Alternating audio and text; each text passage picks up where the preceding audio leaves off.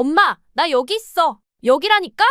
어딜 보는 거야? 여기 인천국제공항에서 금발 여성이 손을 흔들고 있습니다. 그리고 그녀가 나이 든 여성 눈앞까지 다가가자 이상한 사람 취급까지 받았다고 하는데요.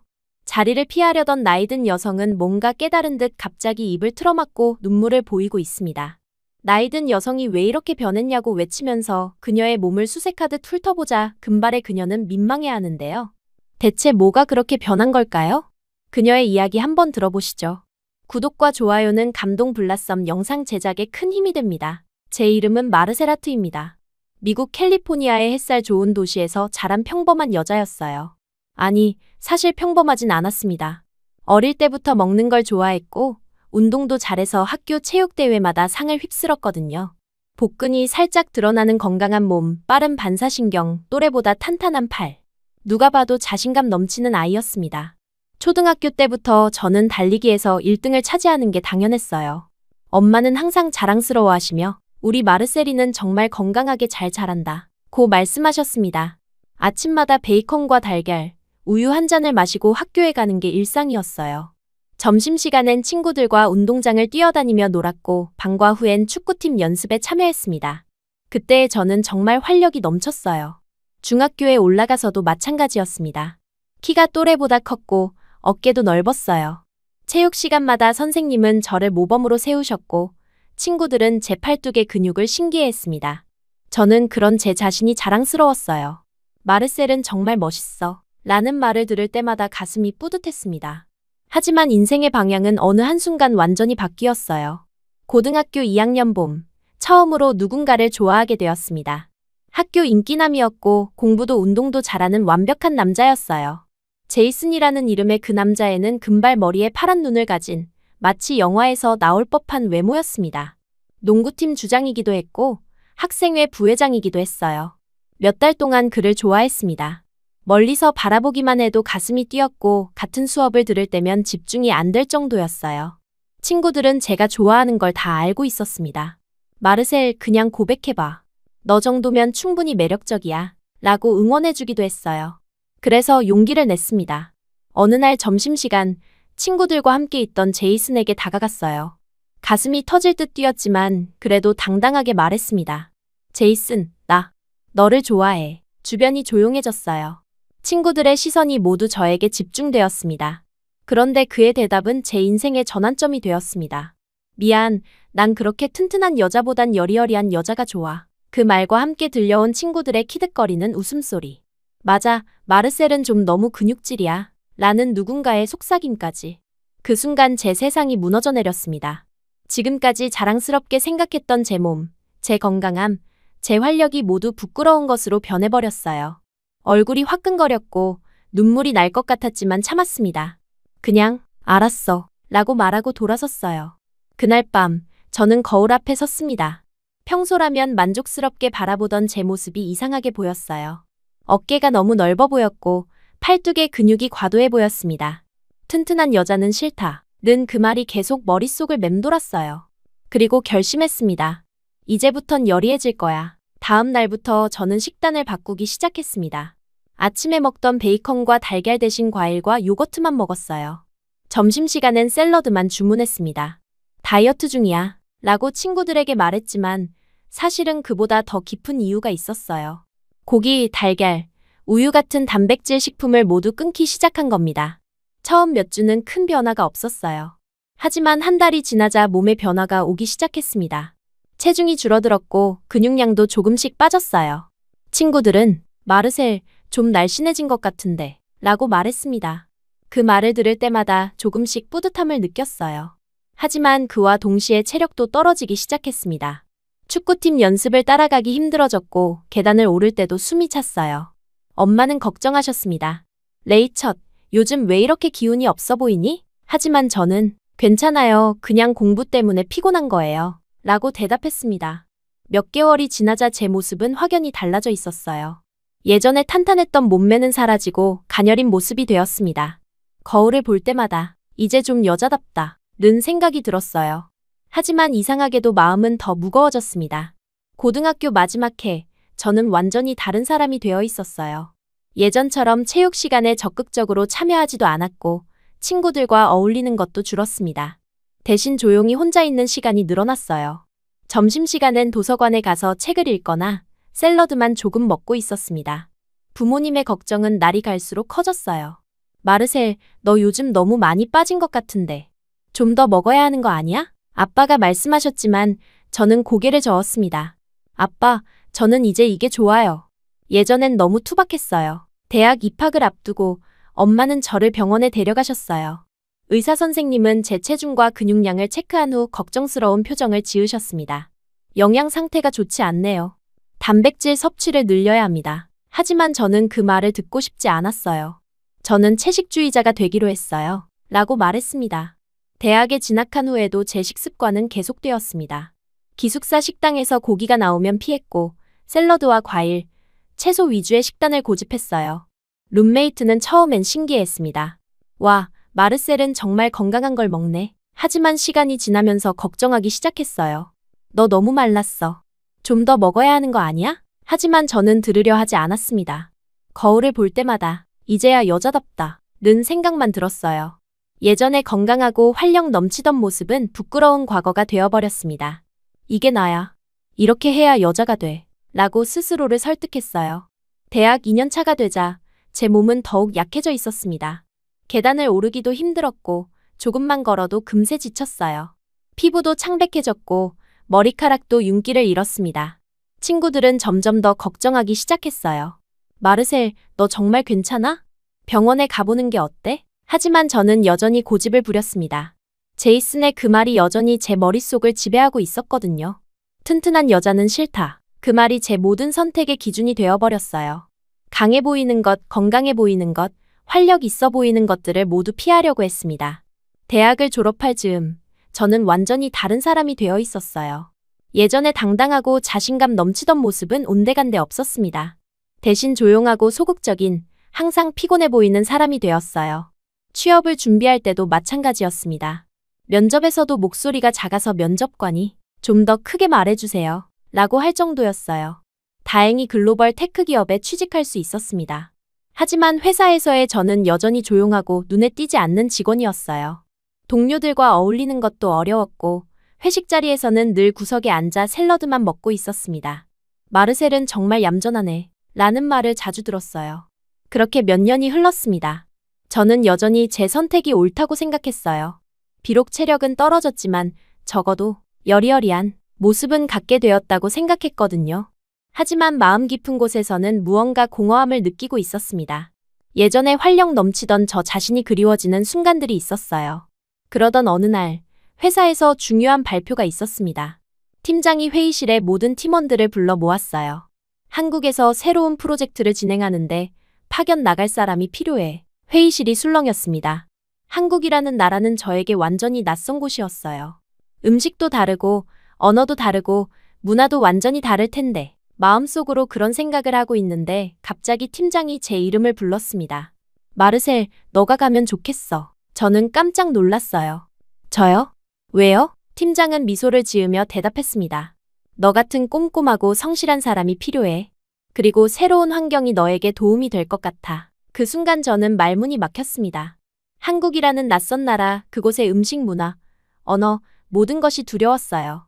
특히 한국은 별의 별고기를 전부 다 많이 먹는 나라라고 들었는데 저 같은 채식주의자가 어떻게 적응할 수 있을까요? 하지만 거절할 용기도 없었습니다. 팀장의 기대에 어린 눈빛을 보니 아니요 라고 말할 수가 없었어요. 언제까지 결정하면 되나요? 제가 물어보자 팀장은 일주일 안에 답을 주면 돼 라고 말했습니다. 그날 밤 저는 잠을 이룰 수 없었어요. 한국이라는 나라에 대해 인터넷으로 찾아보니 정말 고기 요리가 많았습니다. 삼겹살, 불고기, 갈비. 제가 절대 먹을 수 없는 음식들이었어요. 이 일마저 그만두면 어떻게 살아갈까라는 고민 끝에 저는 팀장에게 가겠습니다. 라고 대답했어요. 그 순간 제 운명은 다시 한번 방향을 틀기 시작했습니다. 억지로 떠나는 이 길이 꼭 저를 철저하게 혼자 두려는 유배 같기도 했습니다. 인천공항에 도착한 순간 저는 한국이라는 나라의 첫인상에 압도되었습니다. 공항 내부의 질서정연함과 깔끔함은 제가 상상했던 것보다 훨씬 인상적이었어요. 사람들이 줄을 서는 방식부터 안내 시스템까지 모든 것이 체계적으로 운영되고 있었습니다. 하지만 동시에 느꼈던 건 엄청난 속도감이었어요. 사람들이 걷는 속도, 말하는 속도, 모든 것이 제가 익숙했던 캘리포니아의 여유로운 분위기와는 완전히 달랐습니다. 회사에서 보내준 택시를 타고 서울 시내로 향하는 동안 창밖 풍경을 보며 신기함과 두려움이 교차했어요. 높은 건물들이 빼곡히 들어서 있고 네온 사인들이 한글로 가득 차 있었습니다. 제가 한국어를 전혀 모른다는 사실이 새삼실감 났어요. 택시 기사님이 뭔가 말씀하시는 것 같았지만 저는 그저 고개를 끄덕이며 웃을 수밖에 없었습니다. 회사에서 제공해준 숙소는 강남구의 작은 원룸이었어요. 생각보다 깔끔하고 현대적이었지만 냉장고를 열어보니 김치와 몇 가지 반찬들이 들어있었습니다. 매운 냄새가 코를 찔렀고 저는 재빨리 냉장고 문을 닫았어요. 첫날 밤, 저는 가져온 시리얼과 두유로 간단히 저녁을 해결했습니다. 다음날 출근 첫날은 정말 긴장되었어요. 한국 본사는 미국 본사보다 훨씬 큰 규모였고 사람들의 움직임도 더 빨랐습니다. 제가 배정받은 팀에는 총 8명의 직원이 있었는데 모두 한국 사람들이었어요. 팀장님이 저를 소개해 주실 때 모든 분들이 정중하게 인사해 주셨지만 어색함은 감출 수 없었습니다. 그 중에서도 제 옆자리에 앉게 된 성준이라는 분이 특히 인상적이었어요. 키가 크고 단정한 인상의 남자분이었는데 저에게 간단한 영어로 만나서 반가워요 라고 인사해 주셨습니다. 목소리가 차분하고 따뜻해서 조금 안심이 되었어요. 첫 주 동안은 적응하는 것만으로도 벅찼습니다. 회사 시스템부터 업무 방식까지 모든 것이 달랐어요. 특히 점심시간이 가장 힘들었습니다. 동료들은 모두 함께 식당에 가서 식사를 하는데 메뉴는 대부분 고기가 들어간 음식들이었어요. 불고기, 제육볶음, 닭갈비. 저는 매번 조용히 샐러드나 비빔밥만 주문했습니다. 동료들은 처음엔 신기해했어요. 한국에서 채식주의자를 만나는 게 흔한 일이 아니라고 하더라고요. 하지만 며칠 지나니 점점 더 어색해졌습니다. 제가 먹을 수 있는 메뉴가 제한적이다 보니 식당 선택도 저 때문에 제약이 생겼어요. 미안한 마음이 들면서도 어쩔 수 없었습니다. 성주는 그런 상황에서도 항상 배려해 주셨어요. 식당에서 메뉴를 고를 때마다 물어봐 주시고 채식 메뉴가 있는 곳을 미리 찾아보기도 하셨습니다. 처음엔 그런 배려가 부담스럽기도 했지만 점차 고마운 마음이 들었어요. 일주일이 지나고 첫 번째 회식이 있었습니다. 한국 회사 문화에서 회식은 매우 중요하다고 들었는데 실제로 경험해보니 정말 놀라웠어요. 삼겹살집이었는데 고기 굽는 냄새가 가게 전체에 가득했습니다. 저는 입구에서부터 속이 메스꺼렸어요. 7년 동안 고기를 먹지 않았던 몸이 그 냄새를 받아들이기 힘들었습니다. 테이블에 앉자마자 선배들이 소주를 따라주기 시작했어요. 마르셀 씨, 술 한 잔 받으세요. 저는 당황했습니다. 미국에서는 이런 식으로 술을 권하는 문화가 없었거든요. 더군다나 저는 술도 잘 못 마셨어요. 분위기상 완전히 거절하기는 어려웠습니다. 바로 그때 성준이 제 옆에 앉으며 조용히 말했어요. 다 안 마셔도 돼요. 그리고는 제가 받아야 할 술잔을 대신 받아주셨습니다. 그 작은 행동이 저에게는 정말 큰 도움이 되었어요. 덕분에 어색한 상황을 넘길 수 있었습니다. 회식 내내 저는 거의 먹지 못했어요. 상추와 마늘, 몇 가지 반찬만 조금씩 먹으며 시간을 보냈습니다. 다른 분들은 맛있게 고기를 구워 먹으시는데 저만 혼자 다른 세상에 있는 것 같았어요. 성주는 계속 제가 먹을 수 있는 것들을 찾아서 권해주셨지만 워낙 선택지가 제한적이었습니다. 그날 밤 숙소로 돌아와서 거울을 봤을 때 제 얼굴이 너무 창백해 보였어요. 한국에 온 지 일주일밖에 안 됐는데 벌써 살이 더 빠진 것 같았습니다. 스트레스까지 느껴서겠죠? 이대로 1년을 버틸 수 있을까 하는 걱정이 들었어요. 다음 날부터는 업무에 집중하려고 노력했습니다.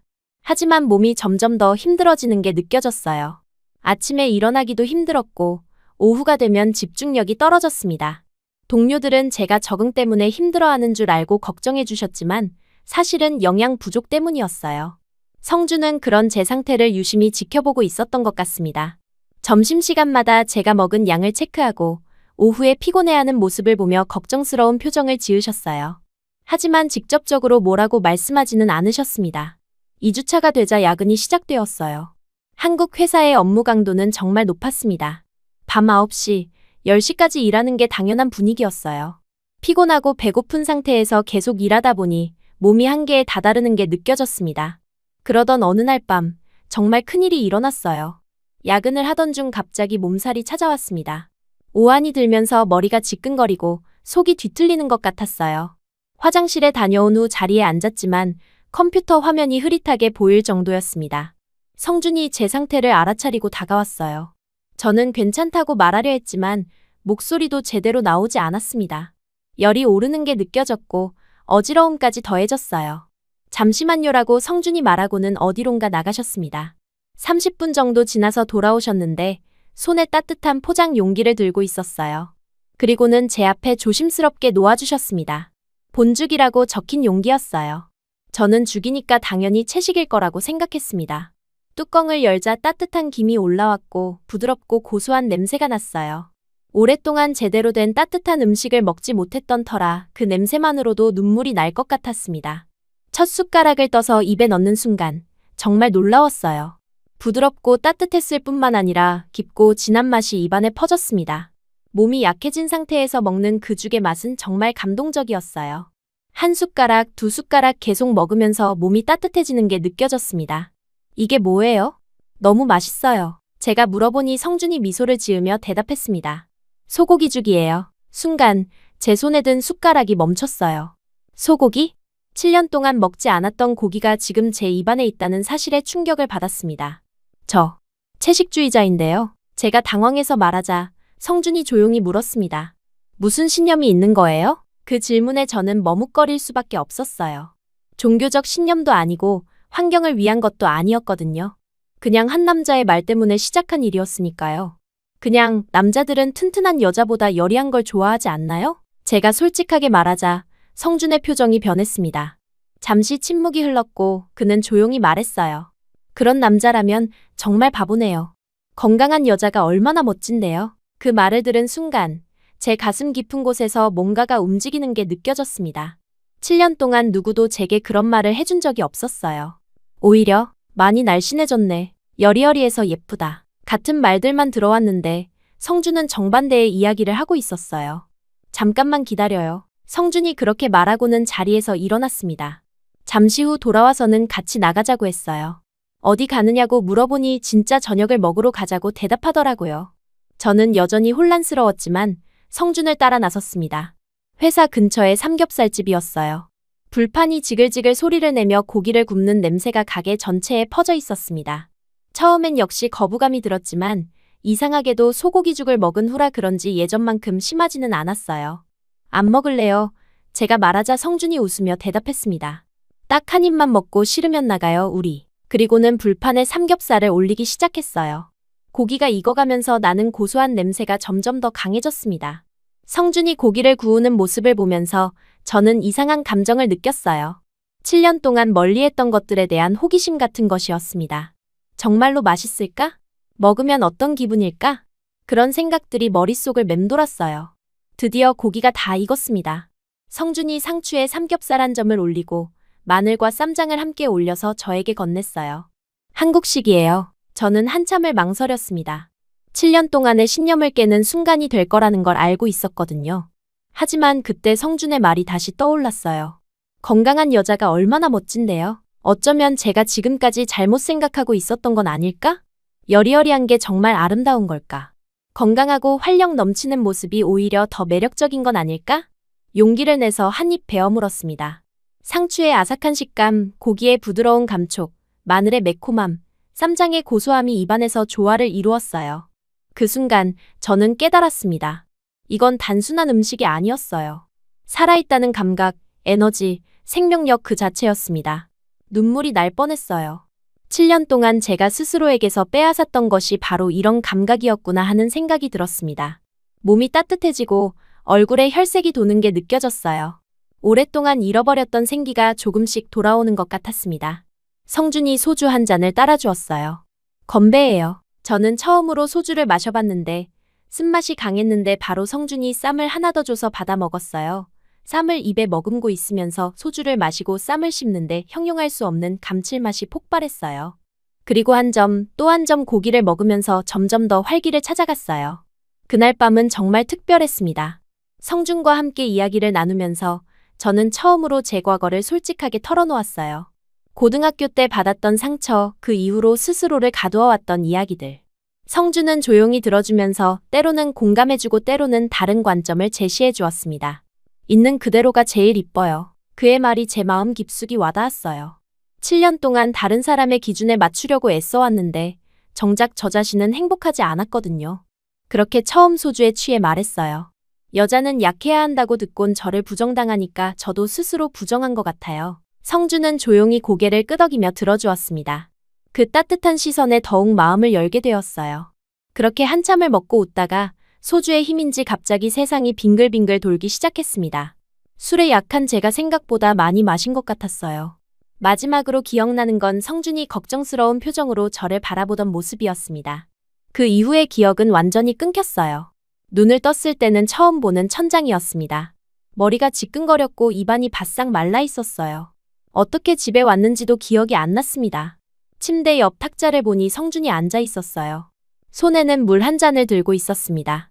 일어났네요. 성준이 조용히 말하며 물잔을 건넸습니다. 걱정 마요. 아무 일 없어요.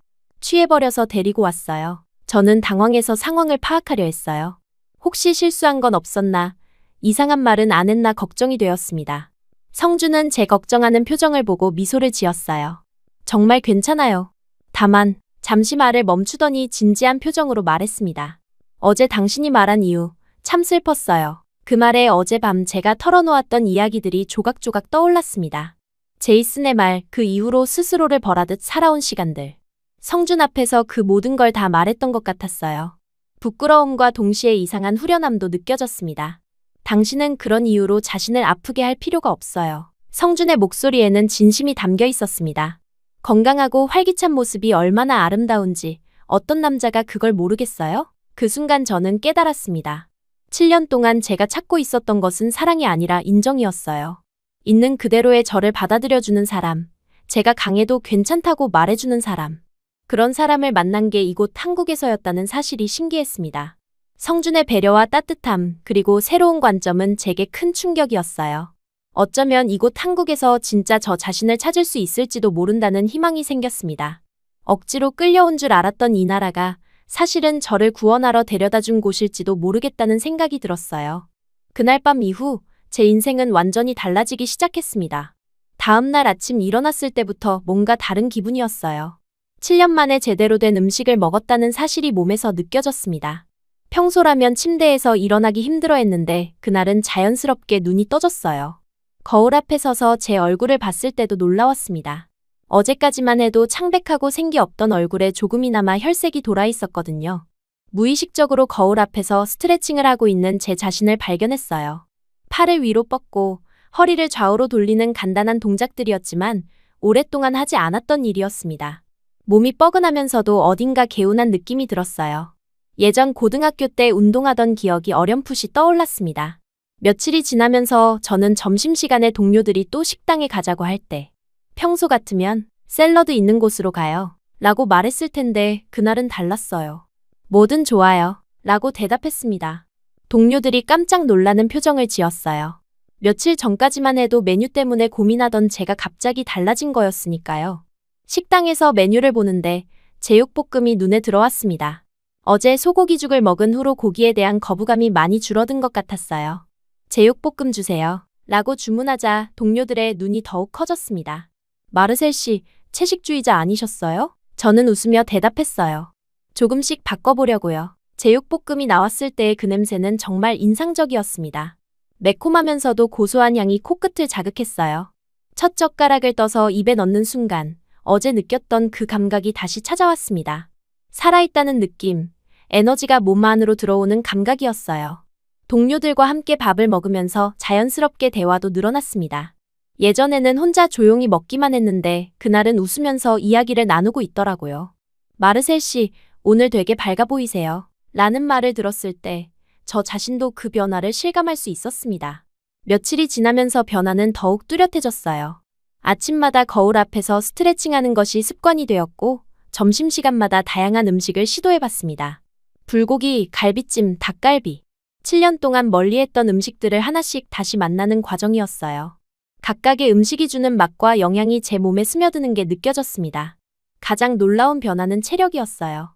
예전에는 계단을 조금만 올라도 숨이 찼는데 이제는 훨씬 가벼운 발걸음으로 걸을 수 있었습니다.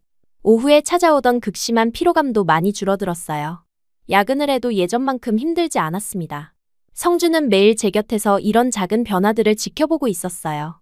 제가 점심에 뭘 먹는지, 얼굴 표정이 어떤지, 목소리 톤이 어떻게 변했는지까지 다 알고 있는 것 같았습니다. 가끔 오늘 기분 좋아 보이세요? 라고 말해주면 정말 기분이 좋아지더라고요. 2주 정도 지났을 때 성준이 제안을 했습니다. 주말에 한강에서 산책할래요? 저는 주저없이 좋아요 라고 대답했어요. 예전 같으면 피곤해서 라고 핑계를 댔을 텐데 그때는 정말 나가고 싶었거든요. 토요일 오후 한강공원에서 만난 성준은 운동복을 입고 있었어요. 산책만 할 줄 알았는데 뛰실 거예요? 제가 물어보니 웃으며 대답했습니다. 걸어도 되고 뛰어도 되고 당신이 편한 대로 해요. 저는 잠시 망설였지만 운동복을 입고 온 것을 보니 뛰어보고 싶다는 생각이 들었어요. 한강을 따라 천천히 뛰기 시작했습니다.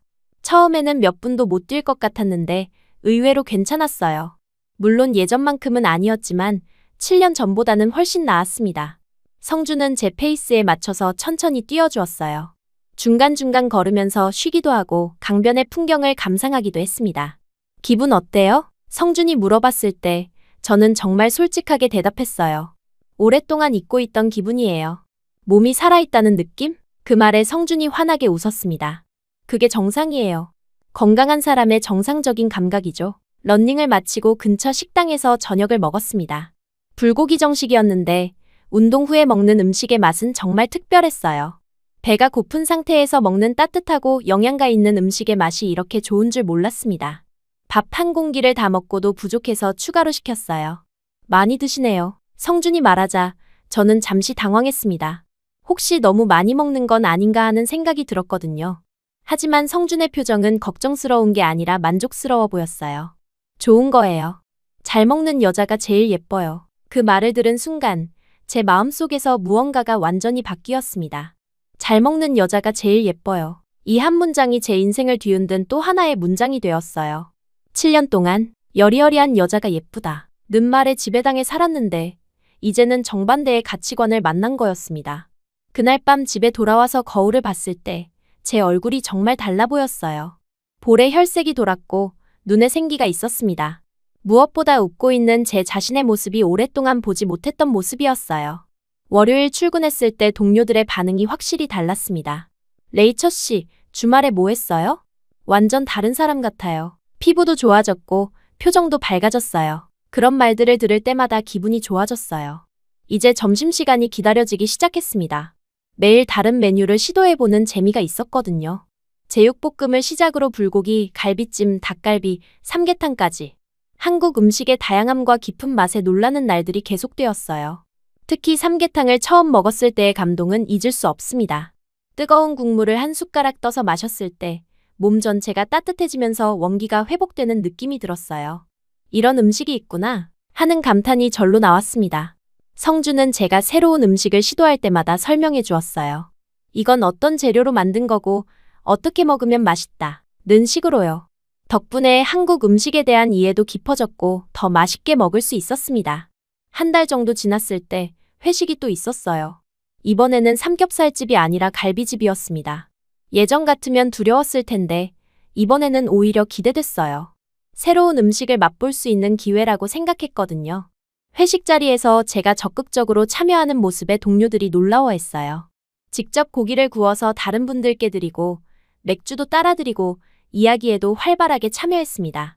마르셀 씨, 정말 한국 사람 다 됐네요. 라는 농담도 들었어요.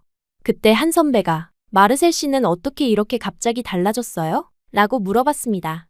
저는 잠시 생각해보다가 솔직하게 대답했어요. 한국 음식을 먹기 시작하면서 달라진 것 같아요. 몸이 건강해지니까 마음도 밝아지더라고요. 그 말에 모든 분들이 고개를 끄덕이며 공감해 주셨어요. 역시 잘 먹어야 해요. 잘 먹어야 해. 그리고 더 많은 음식을 권해주셨습니다. 저는 기꺼이 다 받아 먹었어요. 갈비의 부드러운 맛, 된장찌개의 구수한 맛, 공기밥의 고소한 맛까지. 회식이 끝나고 집에 가는 길에 성준이 말했어요. 정말 많이 달라졌네요. 처음 봤을 때와는 완전히 다른 사람 같아요. 저도 그 말에 동감했습니다. 저도 그런 것 같아요. 마치 잠들어 있던 제가 깨어난 기분이에요. 주말마다 성준과 함께 운동하는 것도 습관이 되었습니다. 한강에서 뛰기도 하고 남산을 오르기도 했어요. 처음에는 힘들었지만 점점 체력이 늘어가는 게 느껴졌습니다. 근육도 조금씩 생기기 시작했고 자세도 좋아졌어요. 남산을 처음 올랐을 때의 기분은 정말 특별했습니다. 정상에서 서울 시내를 내려다보면서 내가 이걸 해냈구나 하는 성취감이 들었어요. 성준이, 어때요, 기분이? 라고 물어봤을 때 저는 살아있다는 기분이에요. 라고 대답했습니다. 운동 후에 먹는 음식들도 더욱 맛있게 느껴졌어요. 산을 오른 후 먹는 냉면, 뛰기를 마친 후 먹는 삼겹살. 모든 것이 전에 없던 깊은 맛으로 다가왔습니다. 몸이 원하는 영양소를 제대로 공급받는다는 느낌이었어요. 2개월 정도 지났을 때 확실한 변화를 실감할 수 있었습니다. 체중이 적절히 늘었고 근육량도 증가했어요. 피부에 윤기가 돌기 시작했고 머리카락도 건강해졌습니다. 무엇보다 에너지 레벨이 완전히 달라졌어요. 동료들의 반응도 계속 긍정적이었습니다.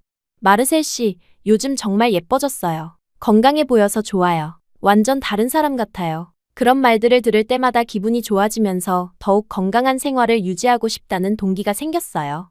어느 날 성준이 조용히 물어봤습니다. 그럼 이제 여리여리한 건 포기해요? 그 질문에 저는 미소를 지었어요. 이게 진짜 나였던 것 같아요. 왜 그동안 이걸 숨기고 살았을까요? 그 순간 우리 사이에 조용한 확신이 생겼습니다. 성준의 눈빛에서 저를 바라보는 따뜻한 마음을 느낄 수 있었어요. 그리고 저 또한 그에게 특별한 감정을 느끼고 있다는 걸 인정하게 되었습니다. 한때 억지로 끌려온 나라라고 생각했던 한국이 이제는 저를 다시 태어나게 해준 곳이 되어 있었어요. 이곳에서 진짜 저를 찾았고 건강한 삶의 기쁨을 되찾았습니다. 그리고 무엇보다 저를 있는 그대로 받아들여주는 사람을 만났어요. 하지만 행복이 찾아오면 시련도 따라오는 법이라고 했나요? 이제 제 변화는 단순히 개인적인 성장을 넘어서 사랑과 가족 그리고 새로운 인생의 결단으로 이어지게 될 것 같았습니다. 어떤 일이 기다리고 있을지는 모르겠지만 이제는 두렵지 않았어요. 건강하고 자신감 넘치는 저 자신이 있었으니까요. 한국에서의 생활이 6개월을 넘기자 저는 더 이상 예전의 조용한 사람이 아니었습니다. 동료들과 웃고 떠들며 점심시간마다 제육볶음을 추가로 시켜 먹었고 누구보다 활기차게 지내고 있었어요. 회의 시간에도 적극적으로 의견을 내고 프레젠테이션도 자신감 있게 해냈습니다. 예전 같으면 상상도 못했을 일들이었어요. 그 변화를 가장 가까이서 지켜본 사람은 성준이었습니다. 매일 아침 출근해서 안녕하세요 라고 인사할 때의 제 표정, 점심시간에 음식을 먹는 모습, 오후에 일할 때의 에너지까지 모든 것을 세심하게 관찰하고 있었어요. 그리고 저도 모르게 성준의 존재가 제게 얼마나 큰 의미였는지 깨닫기 시작했습니다. 처음에는 단순히 친절한 동료라고 생각했어요. 하지만 시간이 지나면서 성준과 함께 있을 때 느끼는 감정이 남다르다는 걸 알게 되었습니다. 그가 웃을 때면 덩달아 기분이 좋아졌고 걱정스러운 표정을 지을 때면 저도 마음이 불편해졌어요. 주말에 함께 운동할 약속이 있으면 금요일부터 설렜고 월요일 아침 회사에서 마주치는 순간이 기다려졌습니다. 어느 날 점심시간 동료 한 분이 농담 반 진담 반으로 말했어요. 마르셀 씨랑 성준 씨 사이에 뭔가 있는 거 아니에요? 그 말에 제 얼굴이 빨갛게 달아올랐습니다. 성준도 당황한 표정을 지었지만 부인하지는 않더라고요. 그때부터 저는 제 마음을 정확히 알 수 있었어요. 성준에 대한 제 감정이 단순한 고마움을 넘어선 것이라는 걸 인정하기까지는 시간이 걸렸습니다. 7년 동안 연애와는 거리를 두고 살았던 터라 누군가를 좋아한다는 감정 자체가 낯설었거든요. 더군다나 다른 나라 사람과의 관계라는 점도 부담스러웠어요. 하지만 성준과 함께 있을 때 느끼는 편안함과 행복감은 부정할 수 없었습니다. 그는 제가 강해져도 괜찮다고, 많이 먹어도 예쁘다고, 있는 그대로의 모습이 매력적이라고 말해주는 유일한 사람이었어요. 미국에서 잃어버렸던 자신감이 조금씩 돌아온 것도 모두 그 덕분이었습니다. 그러던 어느 날, 회사에서 중요한 프로젝트가 시작되었어요. 마감이 촉박해서 연일 야근을 해야 하는 상황이었습니다. 그날도 밤 10시가 넘도록 일하고 있었는데 사무실에는 저와 성준만 남아 있었어요. 다른 동료들은 모두 집에 간 상태였습니다. 오늘도 늦네요. 성준이 제 쪽을 바라보며 말했어요. 저는 피곤했지만 웃으며 대답했습니다. 괜찮아요. 예전보다 체력이 좋아져서 이 정도는 견딜 만해요. 그 말에 성준이 미소를 지었습니다. 정말 많이 달라졌어요. 처음 왔을 때와는 완전히 다른 사람 같아요. 일을 마치고 밖으로 나오니 비가 내리고 있었어요. 성준이 우산을 펼쳐서 제 머리 위로 가져다 주었습니다. 그 순간 거리가 가까워지면서 심장이 빨리 뛰는 게 느껴졌어요. 평소보다 진지한 표정에 성준이 조용히 말했습니다. 마르셀, 나 사실 당신 좋아해요. 빗소리 때문에 작게 들린 목소리였지만 제게는 천둥 소리처럼 크게 들렸어요. 순간 당황했지만 동시에 기뻤습니다. 저도 같은 마음이었거든요. 이미 사귀는 거 아니에요? 제가 웃으며 대답하자 성준이 잠시 멈칫하더니 환하게 미소를 지었습니다. 이렇게 자연스럽고 따뜻한 고백은 처음이었습니다. 그날 밤은 정말 특별했습니다. 비를 피해 들어간 작은 카페에서 우리는 처음으로 진심을 나누었어요. 서로의 마음을 확인하고 앞으로의 관계에 대해 이야기했습니다. 성준의 손을 잡았을 때의 따뜻함, 그리고 오랜만에 느껴보는 사랑받고 있다는 감각이 정말 소중했어요. 카페를 나와서 택시를 기다리는 동안 성준이 조심스럽게 제 어깨에 손을 올렸습니다. 그리고 천천히 제 얼굴에 가까워졌어요. 첫 키스는 서툴지만 따뜻했습니다. 7년 동안 닫아두었던 제 마음이 다시 열리는 순간이었어요. 그날 이후로 저희는 정식으로 연애를 시작했습니다. 처음에는 회사에서 들킬까봐 조심스러웠어요. 한국 회사 문화에서 사내 연애가 어떻게 받아들여지는지 확실하지 않았거든요. 하지만 서로를 좋아하는 마음을 숨기기는 어려웠습니다. 점심시간에 함께 식사하는 횟수가 늘어났고 퇴근 후에도 자주 만났어요. 성준은 저에게 한국의 다양한 문화를 보여주려고 노력했습니다. 전통시장에 가서 다양한 음식을 맛보기도 하고 한강에서 치킨과 맥주를 먹기도 했어요. 모든 경험이 새롭고 즐거웠습니다. 특히 기억에 남는 건 첫 데이트였어요. 성준이 명동으로 데려가서 한국 전통 찻집을 보여줬습니다. 한국의 조용한 면도 알아야죠. 라고 말하면서요. 그곳에서 마신 대추차의 달콤함과 편안한 분위기가 정말 좋았어요. 성준과 조용히 대화를 나누면서 이런 평온한 행복이 있다는 걸 깨달았습니다. 하지만 행복한 시간이 계속될 수는 없었어요. 한 달 정도 지났을 때 회사 내에서 저희 관계가 소문나기 시작했습니다. 처음에는 선의의 관심 정도였지만 점차 다른 시선들이 느껴지기 시작했어요. 어떤 선배는 외국 사람과 사귀는 거 쉽지 않을 텐데 라고 말했고, 다른 동료는 문화 차이 때문에 힘들지 않아? 라고 물어봤습니다. 직접적으로 반대한다는 건 아니었지만 우려의 목소리들이 있었어요. 저는 그런 반응들이 예상 밖이어서 당황스러웠습니다. 더 큰 문제는 몇몇 상사들의 반응이었어요. 팀장님은 직접적으로 말하지는 않았지만 불편한 기색이 역력했습니다. 회의 때 저를 바라보는 시선이 예전과 달라졌고 업무 배정에서도 미묘한 변화가 있었어요. 한국 회사에서 외국인 직원과 한국인 직원의 연애를 어떻게 받아들이는지 실감할 수 있었습니다. 어느 날은 인사팀에서 저를 불러서 간접적으로 주의를 주기도 했어요. 사내 연애 자체는 금지하지 않지만 업무에 지장이 없도록 주의해달라 는 내용이었습니다. 표면적으로는 일반적인 가이드라인이었지만 저에게는 경고처럼 느껴졌어요. 그런 상황들이 쌓이면서 스트레스를 받기 시작했습니다.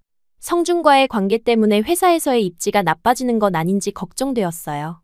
미국에서 온 외국인으로서도 적응이 쉽지 않은데 연애 문제까지 더해지니 부담이 컸습니다. 성준에게 이런 고민을 털어놓았을 때 그의 반응은 의외였어요. 전혀 흔들리지 않았습니다. 우리가 잘 지내면 그게 답이에요. 남들 시선이 아니라 우리 마음이 중요하잖아요. 그 말을 들었을 때 정말 감동받았어요. 하지만 회사에서 저에 대한 시선이 달라지고 있어요. 제가 걱정스럽게 말하자 성준이 제 손을 잡으며 말했습니다. 그건 시간이 해결해 줄 거예요.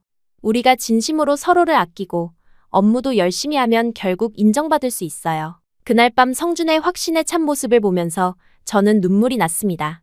한국의 복잡한 문화 속에서도 그는 늘 중심을 잡는 사람이었어요. 제가 흔들릴 때마다 든든한 버팀목이 되어 주었습니다. 그 순간 확신했어요. 이 사랑이야말로 제가 평생을 걸어도 아깝지 않은 사랑이라는 걸 말이에요. 하지만 현실적인 문제들은 계속 있었습니다. 회식 자리에서 저희가 함께 있으면 미묘한 분위기가 조성되었고 출장이나 프로젝트 배정에서도 의도적으로 분리시키려는 움직임이 있었어요. 성준은 일시적인 현상이라고 했지만 저에게는 꽤 힘든 시간이었습니다. 그런 중에도 저희의 관계는 더욱 깊어졌어요. 주말마다 함께 보내는 시간이 늘어났고 서로의 일상을 공유하게 되었습니다. 성준은 저에게 한국어를 가르쳐 주었고 저는 그에게 영어를 도움을 주었어요. 언어를 통해 서로의 문화를 더 깊이 이해하게 되었습니다. 특히 인상 깊었던 건 성준의 가족 이야기였어요. 부모님이 어떤 분들인지, 형제자매는 몇 명인지, 어떤 환경에서 자랐는지 들으면서 그를 더 잘 이해할 수 있었습니다. 저도 제 가족에 대해 이야기했는데 성준이 정말 관심 있게 들어주었어요. 언젠가 미국에 있는 부모님을 만나 뵙고 싶어요. 성준이 말했을 때 제 마음이 따뜻해졌습니다. 진지하게 미래를 생각하고 있다는 뜻이었거든요. 저도 성준의 부모님을 만나보고 싶다는 생각이 들었어요. 연애 3개월 정도 되었을 때 첫 번째 큰 시련이 찾아왔습니다. 회사에서 새로운 프로젝트가 시작되었는데 의도적으로 저와 성준을 다른 팀에 배정한 거였어요. 업무 효율성을 위해서 라는 명목이었지만 실제로는 저희 관계 때문이라는 걸 모두가 알고 있었습니다. 처음에는 섭섭했지만 오히려 좋은 기회라고 생각하기로 했어요. 각자의 업무에 집중해서 실력을 보여주면 연애 때문에 업무에 지장이 있다는 편견을 깰 수 있을 거라고 생각했습니다. 성준도 같은 생각이었어요. 그 시기에 저는 정말 열심히 일했습니다. 새로운 팀에서 맡은 업무를 완벽하게 해내려고 노력했고 동료들과의 관계도 더욱 적극적으로 만들어갔어요. 한국어 실력도 늘어서 의사소통이 훨씬 수월해졌습니다. 성준도 마찬가지였어요. 자신의 팀에서 리더십을 발휘하며 프로젝트를 성공적으로 이끌어 나갔습니다. 저희는 각자의 자리에서 최선을 다했고 그 결과 회사 내에서의 평가도 좋아지기 시작했어요. 퇴근 후에 만나서 서로의 하루를 공유하는 시간이 더욱 소중해졌습니다. 같은 회사에 다니지만 다른 팀에서 일하다 보니 오히려 새로운 이야기들이 많아졌어요.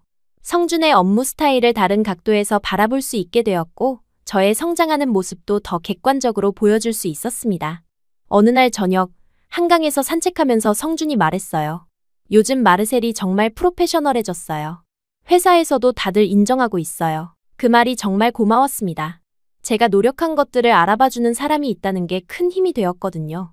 6개월째 접어들면서 저희 관계에 대한 주변의 시선도 점차 달라졌습니다. 처음에는 우려의 목소리가 많았지만 저희가 각자의 자리에서 성과를 내는 모습을 보면서 인정하는 분위기로 바뀌었어요.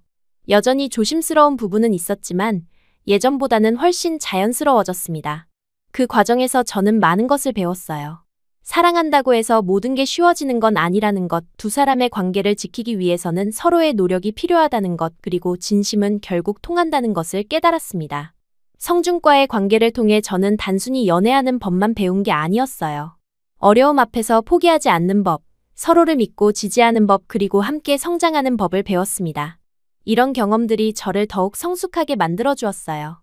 무엇보다 소중했던 건 있는 그대로의 저를 사랑해주는 사람을 만났다는 것이었습니다. 제가 강해도 많이 먹어도 활발해도 그 모든 모습을 예쁘다고 말해주는 사람. 그런 사랑을 받으면서 저는 진짜 자신감을 되찾을 수 있었어요. 이제 저는 확신할 수 있었습니다. 성준과의 이 사랑이 제 인생에서 가장 값진 경험이라는 것을, 그리고 이 관계를 통해 진짜 저 자신을 찾았다는 것을 말이에요. 앞으로 어떤 시련이 기다리고 있을지는 모르겠지만 이제는 두렵지 않았습니다. 서로를 사랑하고 믿는 마음이 있다면 무엇이든 극복할 수 있을 거라고 생각했거든요. 1년의 파견 기간이 끝나가던 무렵, 저는 서울에서의 생활을 정리하기 위해 준비하고 있었습니다. 가슴 한편으로는 아쉬움이 컸어요. 이곳에서 진짜 저를 찾았고 사랑도 만났는데 떠나야 한다는 사실이 받아들이기 어려웠습니다. 성준과의 이별도 생각하기 싫었고 다시 미국으로 돌아가서 예전의 삶으로 돌아간다는 것도 두려웠어요. 짐을 정리하면서 지난 1년을 돌아봤습니다. 처음 한국에 왔을 때의 창백하고 약했던 모습과 지금의 건강하고 활기찬 모습을 비교해보니 정말 많은 변화가 있었어요. 거울 속 제 모습이 완전히 달라져 있었습니다. 탄탄해진 체형, 생기 있는 얼굴, 자신감 넘치는 눈빛까지. 그런데 마지막 주에 본사로부터 예상치 못한 연락이 왔습니다. 마르셀, 한국 프로젝트 성과가 너무 좋아서 2년 더 파견을 연장하고 싶어요. 어떻게 생각해요? 순간 귀를 의심했어요. 파격적인 제안이었습니다. 보통 1년 파견이 끝나면 본사로 돌아가는 게 일반적인데 3년 연장은 정말 드문 일이었거든요. 저는 즉시 네, 좋습니다. 라고 대답했어요. 더 망설일 이유가 없었습니다. 한국에서의 삶이 너무 만족스러웠고 무엇보다 성준과 함께할 수 있다는 기대감이 컸어요. 회사에서도 제 업무 성과를 인정해준 것 같아서 자부심도 들었습니다. 성준에게 이 소식을 전했을 때 그의 표정은 정말 밝아졌어요. 정말요? 3년이나 더 함께 있을 수 있다고요? 그의 기쁨이 저에게도 전해져서 더욱 행복했습니다. 그날 밤 우리는 이 특별한 소식을 축하하며 맛있는 저녁을 먹었어요. 하지만 미국의 부모님은 전혀 다른 반응이었습니다. 통화로 소식을 전했을 때 어머니의 표정이 어두워지는 게 보였어요. 2년이나 더? 도대체 왜? 거기 남자 때문이지? 예상했던 반응이었지만 여전히 마음이 무거웠습니다. 아버지도 걱정스러운 목소리로 말씀하셨어요. 마르셀, 한국은 우리와 문화가 많이 다른 나라야. 그리고 그 남자와의 관계도 정말 진지하게 생각해봐야 할 것 같은데. 부모님의 우려를 이해할 수 있었지만 동시에 답답하기도 했어요. 어머니는 더욱 직설적이었습니다. 한국은 위험하지 않아? 그리고 언어도 다르고 음식도 다르고 내가 거기서 정말 행복할 수 있을까? 그 말에 저는 웃으며 대답했어요. 엄마, 직접 와서 봐요. 내가 왜 여길 좋아하는지 직접 확인해 보세요. 사실 저도 부모님을 만나 뵙고 싶었어요. 성준을 소개하고 싶었고 제가 얼마나 달라졌는지 보여드리고 싶었습니다. 어머니도 결국 알겠다, 한번 가볼게 라고 하셨어요. 한 달 후 어머니가 서울에 도착하셨습니다. 인천공항에서 어머니를 기다리는 동안 정말 긴장됐어요. 과연 어머니가 한국을 어떻게 받아들이실지, 성준을 어떻게 생각하실지 걱정이 많았습니다. 성준도 함께 마중을 나왔는데 그 역시 긴장한 표정이었어요. 어머니가 입국장을 나오시는 순간 저는 손을 흔들며 엄마 라고 불렀습니다. 하지만 어머니는 한참 동안 저를 알아보지 못하셨어요. 주변을 두리번거리다가 제 목소리를 듣고 나서야 마르셀? 이게 정말 내가 맞니? 라고 물어보셨습니다. 어머니의 놀란 표정을 보니 제가 얼마나 많이 변했는지 실감할 수 있었어요. 1년 전 한국에 올 때의 창백하고 마른 모습과 지금의 건강하고 활기찬 모습이 확실히 달랐겠죠. 햇살처럼 빛나는 피부, 탄탄한 체형, 활짝 웃는 얼굴이 어머니에게는 충격적으로 보였을 거예요. 엄마, 나 이제 진짜 행복해요. 제가 환하게 웃으며 말하자 어머니의 눈에 눈물이 고였습니다. 정말 많이 달라졌구나. 예전에 활발했던 내 모습이 다시 보이는 것 같아. 어머니도 제 변화를 긍정적으로 받아들이시는 것 같아서 안심이 되었어요. 성준을 소개할 때도 마찬가지였습니다. 엄마 성준 씨야. 성준이 정중하게 인사하며 완벽한 영어로 어서 오세요 어머니, 말씀 많이 들었습니다. 라고 말했어요.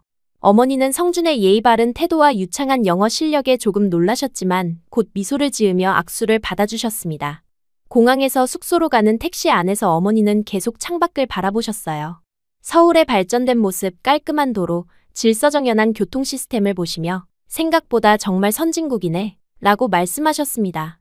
제가 한국에 대해 가지고 있던 편견들이 많이 사라지는 것 같았어요. 숙소에서 간단히 짐을 정리한 후 저는 어머니를 삼겹살집으로 안내했습니다. 한국의 대표 음식을 맛보셔야죠 라고 말씀드렸더니 어머니는 조금 걱정스러워 하셨어요.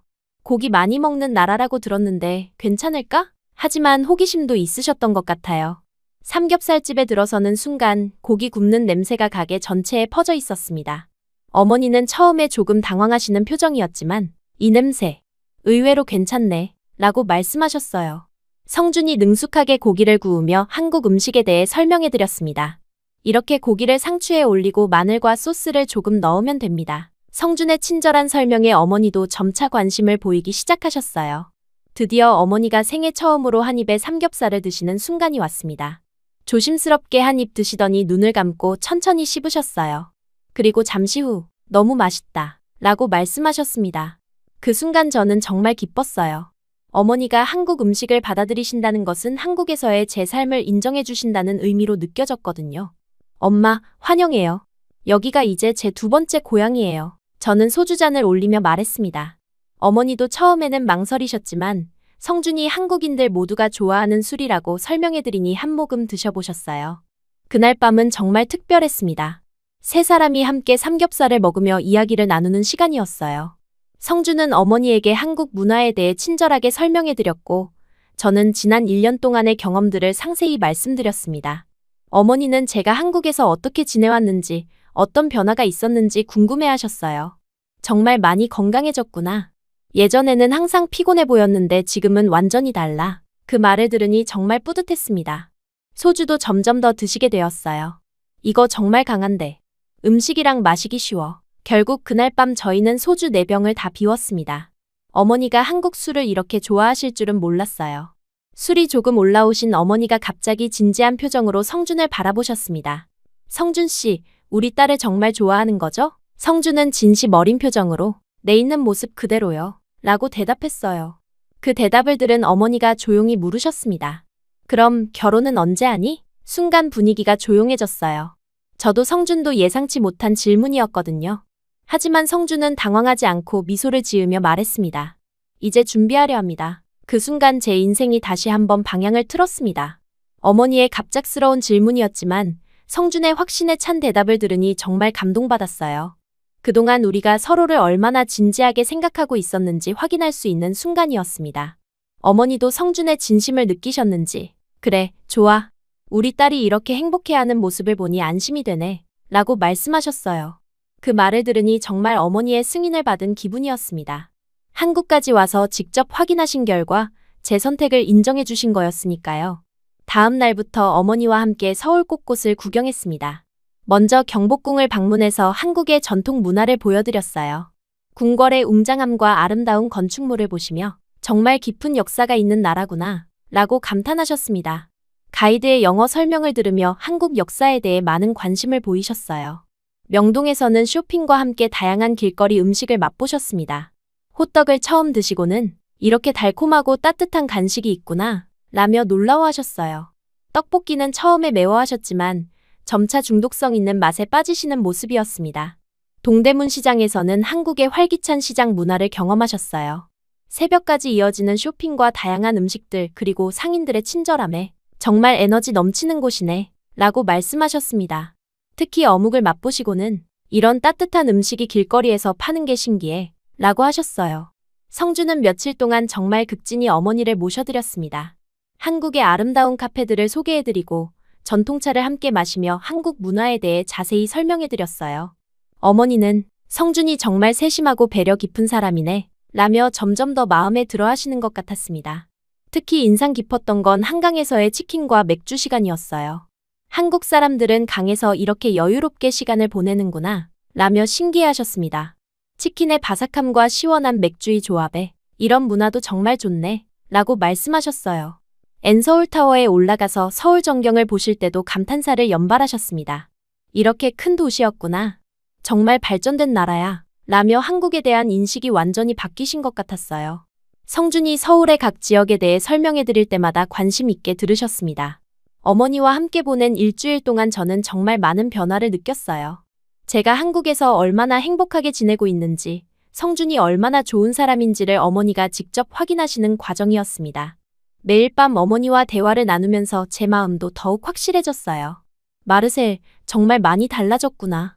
예전에 활발했던 내 모습이 돌아온 것 같아. 어머니가 말씀하시는 걸 들으니 정말 뿌듯했습니다. 7년 동안 잃어버렸던 제 모습을 다시 찾았다는 걸 어머니도 인정해 주시는 거였으니까요. 성준과 저 그리고 어머니가 함께하는 시간들이 정말 소중했어요. 언어의 장벽이 있었지만 진심은 통하는 것 같았습니다. 성준의 배려 깊은 모습을 보시며 어머니는 이런 남자라면 우리 딸을 맡겨도 안심이겠어 라고 말씀하셨어요. 어머니가 미국으로 돌아가시는 날 공항에서의 작별은 정말 감동적이었습니다. 마르셀, 정말 좋은 사람을 만났구나. 그리고 한국이라는 나라도 너를 이렇게 바꿔놨어. 고마워 라고 말씀하시며 눈물을 보이셨어요. 엄마도 자주 한국에 오세요. 삼겹살 먹으러요. 제가 농담으로 말하자 어머니가 웃으시며 그럴게. 나도 이제 삼겹살 먹으러 자주 와야겠다 라고 대답하셨습니다.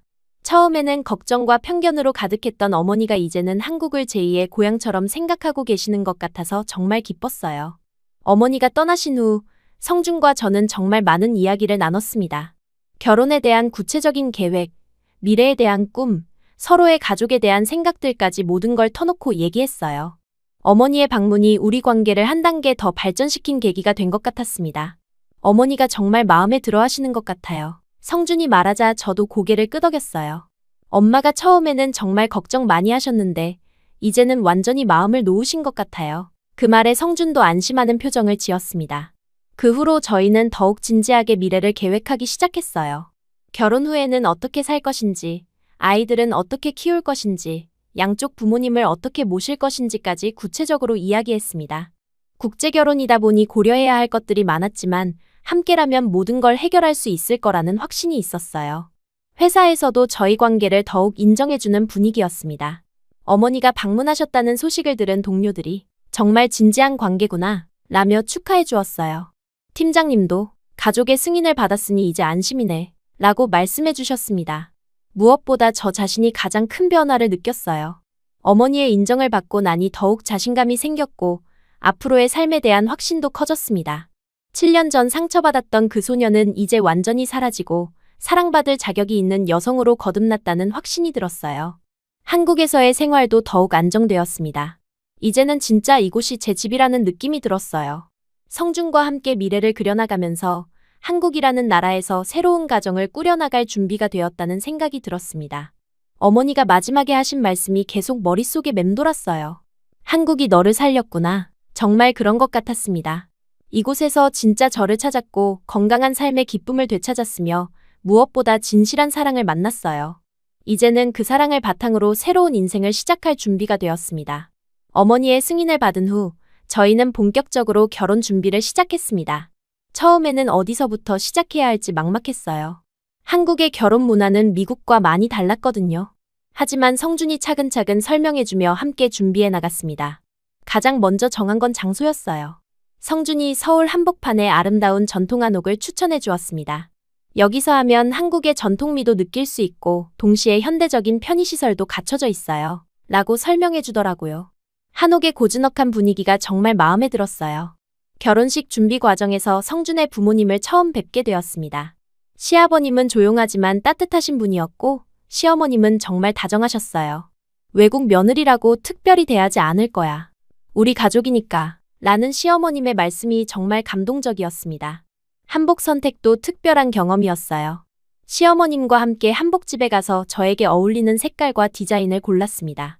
분홍색과 금색이 어우러진 저고리와 하얀 치마를 입어보는 순간 정말 한국 사람이 된 기분이었어요. 거울 속 제 모습이 너무 아름다워 보였습니다. 결혼식 날이 다가오면서 저는 정말 많은 감정을 느꼈어요. 7년 전 상처받아서 스스로를 가두었던 제가 이제는 사랑하는 사람과 결혼을 한다는 게 믿기지 않았습니다. 한국이라는 나라에서 진짜 저를 찾고 건강한 삶의 기쁨을 되찾고 무엇보다 진실한 사랑을 만났어요. 결혼식 당일 한복을 입고 화장을 마친 제 모습을 거울에서 봤을 때 정말 감동적이었습니다. 건강하고 행복한 표정, 생기 있는 눈빛, 자신감 넘치는 미소까지. 7년 전에 상처받고 움츠러들었던 모습과는 완전히 다른 모습이었어요. 혼례식은 소박하지만 진심이 가득했습니다. 한국의 전통 방식으로 진행되었지만 저희만의 특별한 요소들도 많이 넣었어요.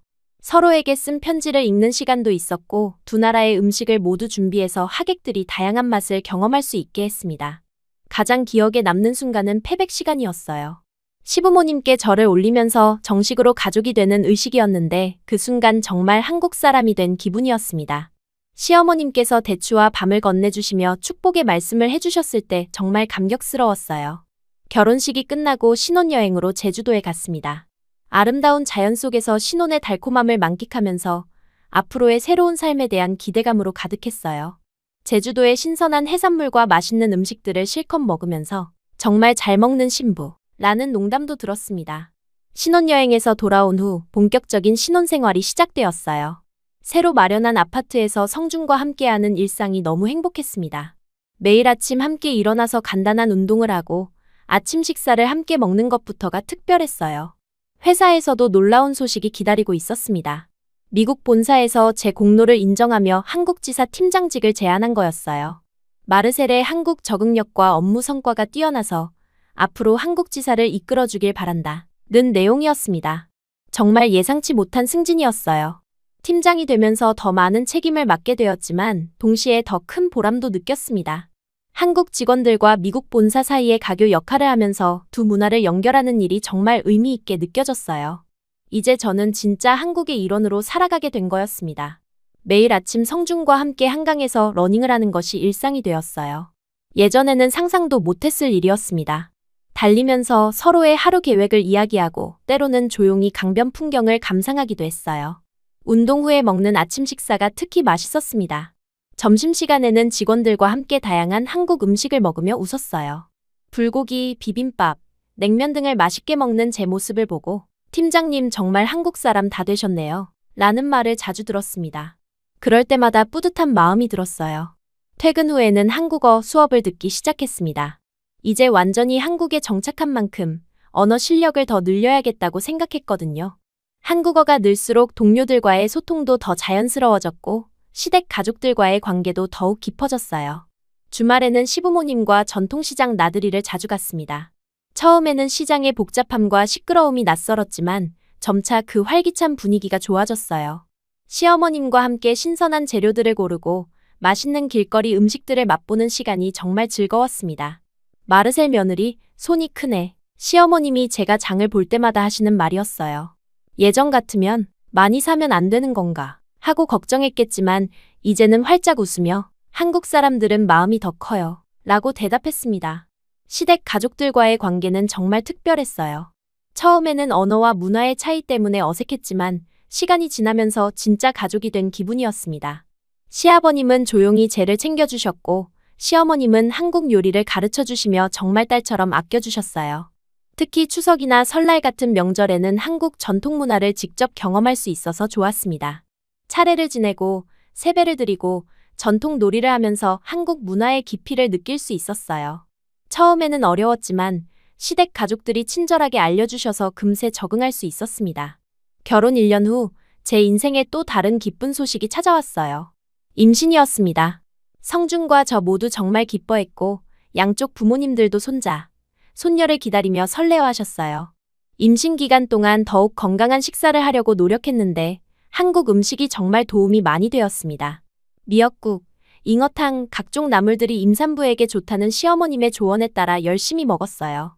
예전 같으면 너무 많이 먹는 건 아닐까 걱정했겠지만 이제는 태아와 제 건강을 위해 기꺼이 잘 먹었습니다. 아이가 태어난 후에는 육아의 즐거움과 어려움을 동시에 경험했어요. 시어머님이 정말 많이 도와주셨고 한국의 전통 육아법도 배울 수 있었습니다. 백일잔치, 돌잔치 같은 한국 전통 행사들을 치르면서 우리 아이도 한국 문화 속에서 자라게 되었어요. 그렇게 시간이 흘러 결혼 3년 차가 되었을 때 어머니가 다시 한국을 찾아주셨습니다. 이번에는 손자를 보러 오신 거였어요. 공항에서 어머니를 맞이할 때 아이를 안고 있는 제 모습을 보시고 정말 감동하셨습니다. 너 이렇게 변했구나. 한국이 너를 살렸네. 어머니가 눈시울을 붉히며 말씀하시는 걸 보니 저도 눈물이 났어요. 예전보다 훨씬 건강해진 제 모습과 행복한 가정을 이룬 모습에 정말 만족해 하시는 것 같았습니다. 어머니는 이번 방문에서 한국 문화에 더욱 깊이 빠져드셨어요. 손자와 함께 놀아주시면서 한국어 단어들도 배우셨고 한국 전통 놀이도 함께 하셨습니다. 이런 따뜻한 문화가 있구나 라며 감탄하셨어요. 특히 시어머님과 어머니가 서로 소통하려고 노력하시는 모습이 감동적이었습니다. 언어는 통하지 않았지만 손짓 발짓으로 대화하시고 함께 웃으시는 모습을 보니 정말 가족이 된 기분이었어요. 어느 날 저녁 가족들이 모두 모여 저녁 식사를 할 때 어머니가 조용히 말씀하셨습니다. 마르셀, 정말 좋은 선택을 했구나. 이렇게 따뜻한 가족을 만나고 건강한 아이도 낳고. 엄마가 처음에 걱정 많이 했는데 미안해. 저는 어머니의 손을 잡으며 미소를 지었습니다. 억지로 끌려온 줄 알았는데 사실은 날 데려다 준 거였어요. 나 자신에게. 그 말을 들은 가족들 모두가 따뜻한 미소를 지었어요. 그날 밤 성준과 함께 아이를 재우고 나서 지난 몇 년을 돌아봤습니다. 7년 전 제이슨에게 상처받아 스스로를 가두었던 제가 이제는 완전히 다른 사람이 되어 있었어요. 더 이상 여리여리한 여자를 꿈꾸지 않았습니다. 대신 강하고 따뜻하며 잘 먹는 여자가 되었어요. 삼겹살 한 점과 소주 한 잔이 제게는 병든 신념에서 벗어나게 해준 치유의 상징이 되었습니다. 한국의 식탁 위에서 저는 진정한 사랑을 배우고 진짜 가족을 되찾았으며 무엇보다 진짜 저 자신을 만나게 되었어요. 회사에서도 저는 이제 없어서는 안 될 핵심 인재가 되었습니다. 한국과 미국을 잇는 가교 역할을 하면서 양쪽 모두에서 인정받는 리더가 되었어요. 팀원들도 저를 신뢰하고 따라주었고 본사에서도 제 성과를 높이 평가해 주었습니다. 아이와 함께하는 시간도 정말 소중했어요. 한국어와 영어를 모두 가르쳐주면서 두 문화의 장점을 모두 경험할 수 있게 해주고 싶었습니다. 아이가 자라면서 엄마는 어느 나라 사람이야? 라고 물을 때마다 엄마는 한국 사람이야 라고 자신 있게 대답했어요. 주말마다 가족들과 함께 맛있는 음식을 먹으며 보내는 시간이 가장 행복했습니다. 불고기를 구우면서 아이에게 한국 음식에 대해 설명해주고 시댁 가족들과 함께 웃으며 이야기를 나누는 시간들이 정말 소중했어요. 어느 날 시어머님이 말씀하셨어요. 마르셀이 우리 가족이 되어서 정말 좋다. 성준이도 훨씬 밝아졌고 우리 집안에 활기가 넘쳐. 그 말을 들으니 정말 뿌듯했습니다. 제가 이 가족의 보탬이 되고 있다는 생각이 들었거든요.